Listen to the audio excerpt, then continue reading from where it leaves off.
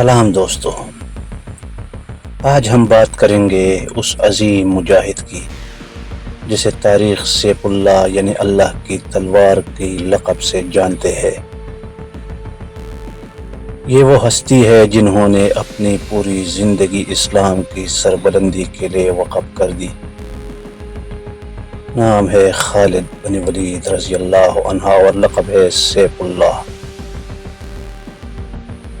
دوستو، خالد بن ولید رضی اللہ عنہ کا تعلق قریش کی سب سے طاقتور قبیلے بنی مخزوم سے تھا۔ یہ قبیلہ جنگی مہارت، گھڑ سواری اور بہادری میں مشہور تھا۔ خالد بچپن ہی سے ایک زبردست گھڑ سوار، تیر و کمان کے ماہر اور بہترین سپاہی کے طور پر پہچانے جاتے تھے۔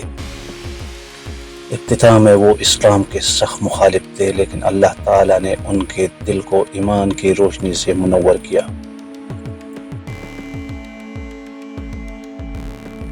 اور وہ سن 629 عیسوی میں مدینہ آ کر اسلام لے آئے۔ اسلام قبول کرنے کے بعد وہ اسلام کے سب سے بڑے سپاہی اور فاتح بن گئے۔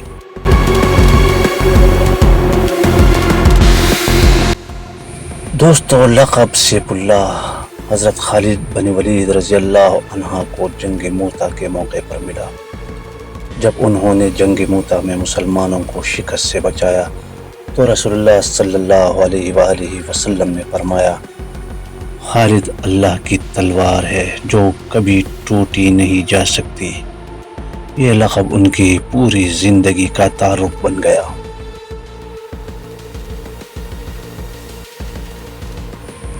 دوستو، جنگ موتا مسلمانوں اور رومی سلطنت کے درمیان لڑی گئی۔ مسلمانوں کے 3 بڑے کمانڈر ایک کے بعد ایک کر کے شہید ہوئے۔ لشکر کی قیادت کسی کے پاس نہ رہی۔ ایسے وقت میں خالد بن ولید رضی اللہ عنہ آگے بڑھے اور قیادت سنبھالی۔ انہوں نے اپنی جنگی حکمت عملی سے رومیوں کے لاکھوں لشکر کے سامنے مسلمانوں کو محفوظ نکالا۔ یہ تھا وہ لمحہ جب تاریخ نے خالد بن ولید رضی اللہ عنہ کو ایک ناقابل شکست جرنیل کے طور پر تسلیم کیا۔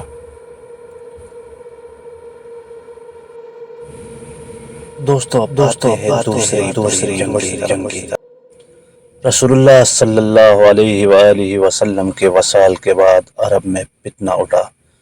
جھوٹے نبی مسلم کذاب نے ہزاروں لوگوں کو گمراہ کیا۔ اس فتنے کو ختم کرنے کے لیے خلیفہ ابوبکر رضی اللہ عنہ نے لشکر بھیجا اور قیادت دی خالد بن ولید کو۔ یمامہ کی جنگ میں خالد بن ولید نے کذاب اور اس کے لشکر کو عبرتناک انجام دیا کہ اسلام کا یہ سب سے بڑا فتنہ ہمیشہ کے لیے ختم ہو گیا۔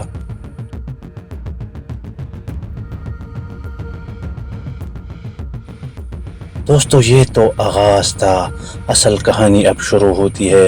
خالد بن ولید رضی اللہ عنہ کو عراق بھیجا گیا، جہاں طاقتور ایرانی سلطنت مسلمان کے مقابلے کھڑی تھی۔ دوستو، 4-5 مقامات پر خالد بن ولید رضی اللہ عنہ نے ایرانی لشکروں کو بے درپے شکست دی۔ ایران جیسی عظیم سلطنت جو صدیوں سے طاقتور تھے، خالد بن ولید رضی اللہ عنہ کے سامنے زمین بوس ہوئی۔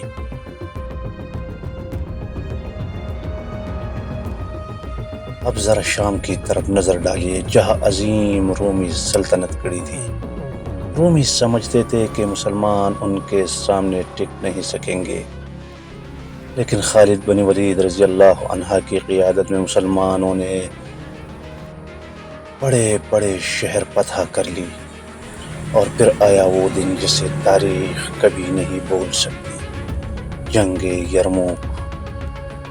سن 636 عیسوی میں رومی سلطنت نے اپنے 2 لاکھ فوج مسلمانوں کے مقابلے کھڑی کر دی۔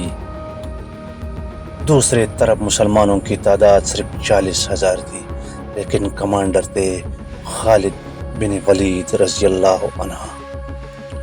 انہوں نے لشکر کو اس انداز میں تربیت دیا کہ رومی فوج کی طاقت ریت کے گھر کی طرح ٹوٹ گئی۔ اس معرکے میں رومیوں کو ایسی ذلت امیز شکست ہوئی کہ وہ ہمیشہ کے لیے شام کے سرزمین سے نکل گئے۔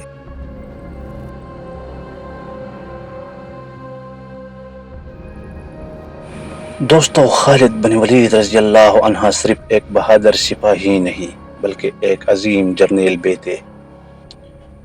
ان کی حکمت عملی میں یہ خصوصیات تھی: اچانک حملے کرنا، دشمن کو گھیر کر ختم کر دینا، فوج کی تربیت بدل دینا تاکہ دشمن الجھ جائے، اور سب سے بڑھ کر اللہ پر بھروسہ۔ انہی اصولوں کی وجہ سے انہیں تاریخ کا سب سے کامیاب جرنیل کہا جاتا ہے۔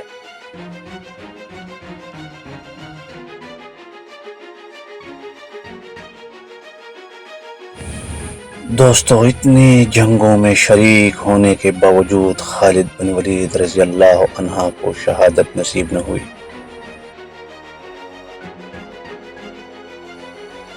جب وہ بستر پر وفات کے قریب تھے تو رو کر فرمایا: میرے جسم پر کوئی جگہ ایسی نہیں جہاں زخم نہ ہو، لیکن افسوس کہ میں جنگ کے میدان میں شہید نہ ہو سکا۔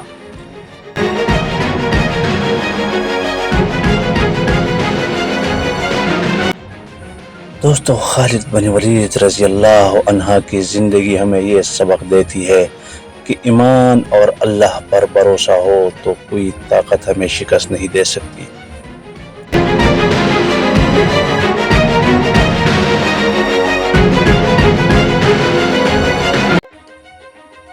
وہ واقعی اللہ کی تلوار تھے جو دشمن کے دلوں میں خوف اور مسلمانوں کے دلوں میں امید بن کر زندہ رہے۔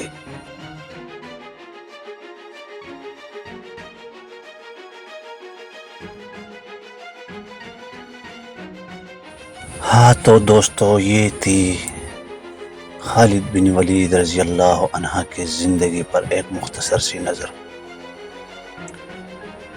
ویڈیو پسند آنے کی